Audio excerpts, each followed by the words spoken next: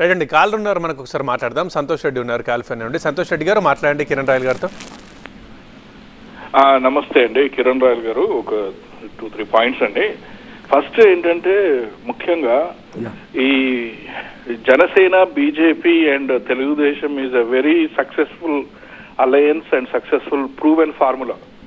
ఒక క్వశ్చన్ ఏంటంటే ముఖ్యంగా ఈ దొంగ ఓట్ల ఎలిమినేషన్ కి కానీ లేకపోతే సక్సెస్ఫుల్ గా ఓటు ట్రాన్స్ఫర్ అవ్వటానికి మూడు పార్టీల నేతలు బాగా ప్రజల్లో మేనిఫెస్టో గురించి కానీ లేకపోతే ప్రజలకు వచ్చే 5 years లో అభివృద్ధి ఏ రకంగా చేస్తారు, ఎందుకంటే ఇన్ని రోజులు కేవలం పథకాలు, డబ్బులు పంచడము, బటన్ నొక్కడమే ఉంది కానీ డెవలప్మెంట్ లేదు.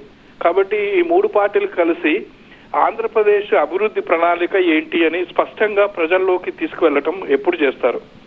సెకండ్ పాయింట్ అంటే ఎన్నికలకి వారం రోజుల ముందు నుంచి కేంద్ర బలగాలు అవసరం అండి. ఎందుకంటే తీవ్రమైనటువంటి మనీ పంపింగ్, డబ్బు పంపిణీ వ్యవహారాలు ఉంటాయి. తర్వాత దౌర్జన్యాలు, దోపిడీ, దొంగ ఓట్లు చాలా తీవ్రంగా ఉండే ప్రమాదం ఉంది. కొంతమంది పోలీసులు వైసీపీ కార్యకర్తలుగా పనిచేసే ప్రమాదం ఉంది.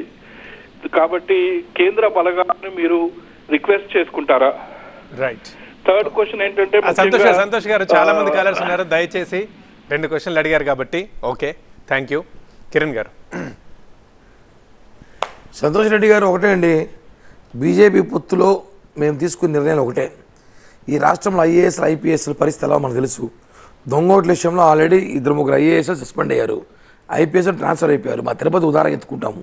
ఉదాహరణకి ఇలాంటివన్నీ జరిగినప్పుడు రాష్ట్ర వ్యాప్తంగా మనకు కొంచెం బలం కావాలి, సెంట్రల్ పవర్ కావాలి, మోడీ గారి నాయకత్వంలో పనిచేయాలని తీసుకున్నాం. కాబట్టి ఈరోజు ఏమైనా తీసుకున్నాం, కరెక్ట్గా ఎలక్షన్ దగ్గరగా వైసీపీకి ఎటువంటి ఛాన్స్ ఇవ్వని చెప్తున్నాం. వైసీపీకి ఈసారి ఎలక్షన్లో ఎటువంటి ఛాన్స్ కూడా ఇచ్చే ప్రసక్తే లేదు.